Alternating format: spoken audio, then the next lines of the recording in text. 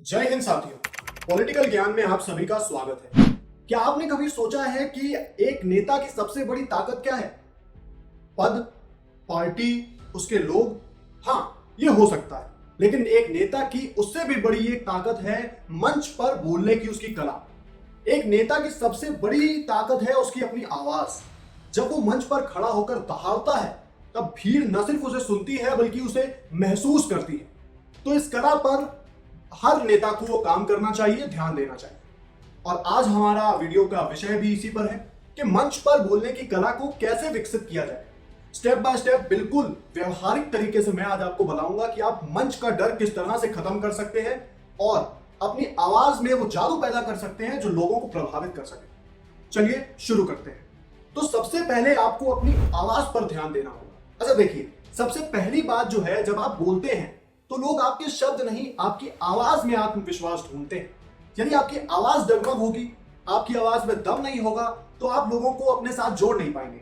आपकी आवाज में आत्मविश्वास की कमी आपको विश्वसनीय स्थापित नहीं होने देगी। तो चाहे कितना भी आप अच्छा बोल लें, बात नहीं बनेगी। कितने अच्छे शब्दों का चयन कर लें, तो आप अपनी आवाज में दम लाएं। अब सबसे बड़ा सवाल पैदा होता है कि कैसे। तो मैं आपका ये भी सवाल दूर कर देता हूं। आप रोज 10 मिनट मिरर के सामने खड़े होकर बोलना स्टार्ट कीजिए। किसी मुद्दे पर, किसी खबर पर अपने विचार खुलकर रखिए और बिल्कुल डरिए मत। यहां आपको कोई जज करने वाला नहीं बैठा है। और हमेशा एक बात का ध्यान रखिए, गहरी सांस लेकर बोलना सीखिए। ये आपको लंबा बोलने तक और देर तक बोलने के लिए बहुत मजबूती देगा। इसके लिए आप प्राणायाम की मदद भी कर सकते हैं, जो आपके इस कार्य में काफी ज्यादा मददगार साबित होगा और आपको तनाव से भी दूर रखेगा। अब आता है शब्दों का सही चयन। दिल को छू जाने वाली भाषा आपने सुनी होगी तो आप सीधे उससे जुड़ गए हो। अब मान लीजिए आपकी आवाज तैयार है, लेकिन आपके भाषा का, आपके शब्दों का चयन ठीक नहीं, तो लोग आपसे कैसे जुड़ेंगे?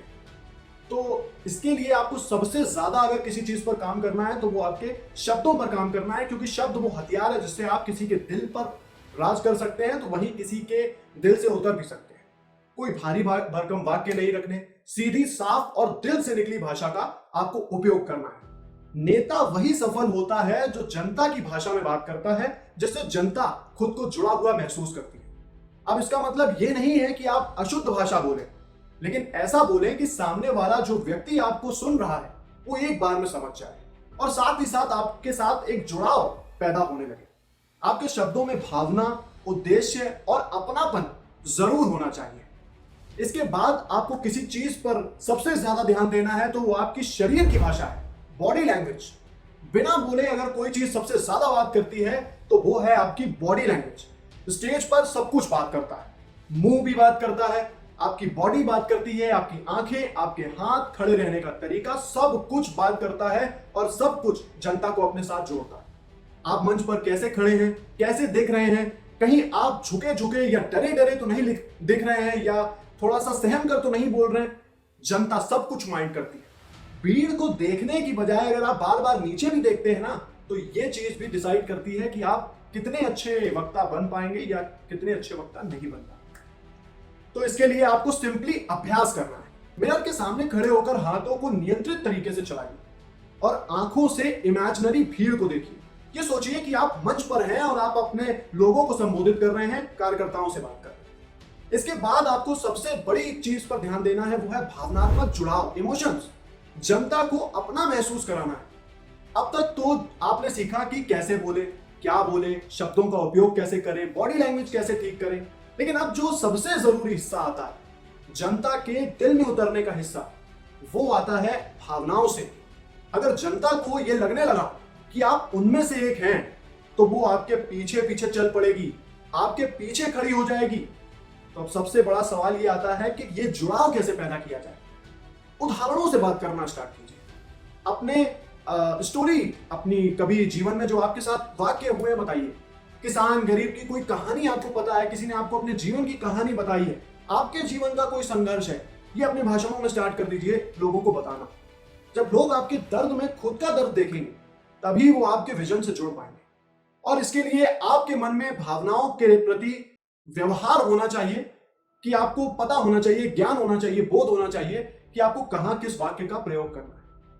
तो आप बोलना अच्छा सीख सकते हैं, भाव प्रकट कर सकते हैं, बॉडी लैंग्वेज अच्छे से कर सकते हैं, तो ये आपको काफी ज्यादा एक अच्छा वक्ता बना सकता है। लेकिन अब बात आती है बिना सीखे बिना तैयारी के जब कोई भाषण आपको देना पड़ता है तो आप कैसे दें?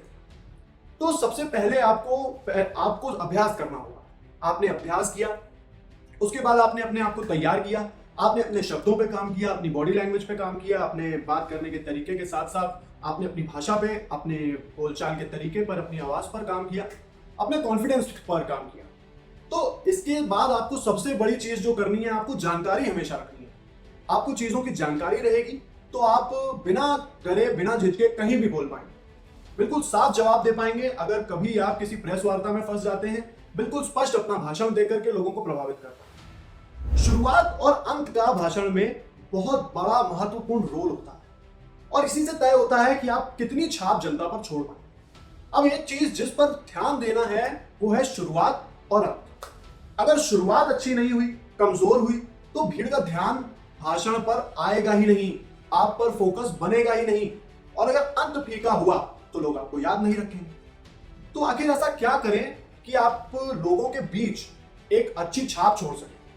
सबसे पहले शुरुआत किसी शेर, स्लोगन या सवाल से करिए। जनता इन चीजों से जुड़ती है। और अंत में एक ठोस संदेश देने का जो आपको तरीका है वो अपनाना पड़ेगा ताकि लोगों के दिल तक जुड़ जाए। और आपको अपने भाषणों में कॉल टू एक्शन जरूर रखना है। अगर आप बदलाव चाहते हैं तो इस विचारधारा से जोड़िए, परिवर्तन के लिए वोट कीजिए, इस तरह का कुछ ऐसा मैसेज जरूर देते हुए आपको जाना है। शुरुआत और अंत का बहुत ज्यादा महत्वपूर्ण रोल है, इसका ध्यान रखिए। आपके इस सफर में अभ्यास ही आपका असली गुरु है। मैं आपको सिर्फ एक ही लाइन कहूंगा कि कोई भी मंच का जादूगर, कोई भी बड़ा नेता ऐसे ही बड़ा नहीं होता। अगर वक्ता बनता है तो गलती होनी तय है, गलती होगी और होनी चाहिए। कभी हिचक होगी, वो भी जरूरी है। लेकिन अगर आप रोज बोलने का अभ्यास करेंगे तो आप अच्छे वक्ता निश्चित ही बन पाएंगे। हर दिन अपना भाषण रिकॉर्ड करिए, उस वीडियो को देखिए, उसमें सुधार करिए और 1 महीने तक ये लगातार करने के बाद जब आप अपने आप को 1 महीने बाद देखेंगे तो आप खुद में काफी सारे चेंजेस देखेंगे, खुद की भाषण शैली में बहुत सारे परिवर्तन देखेंगे। और एक बार आपने वक्ता बनने का ये अभ्यास का कार्य पूरा कर लिया, फिर आपके अच्छे वक्ता बनने के साथ साथ भीड़ में आपके शब्दों का प्रभाव भी होगा और भीड़ आपको आपके नाम से याद रखना भी शुरू कर देगी। तो दोस्तों, अगर ये वीडियो आपको अच्छी लगी हो तो आप इस वीडियो को लाइक कीजिए, शेयर कीजिए और ऐसी पॉलिटिकल रणनीतियों के लिए हमारे चैनल के साथ जुड़िए। आपके पॉलिटिकल सफर में आपका साथी, पॉलिटिकल ज्ञान।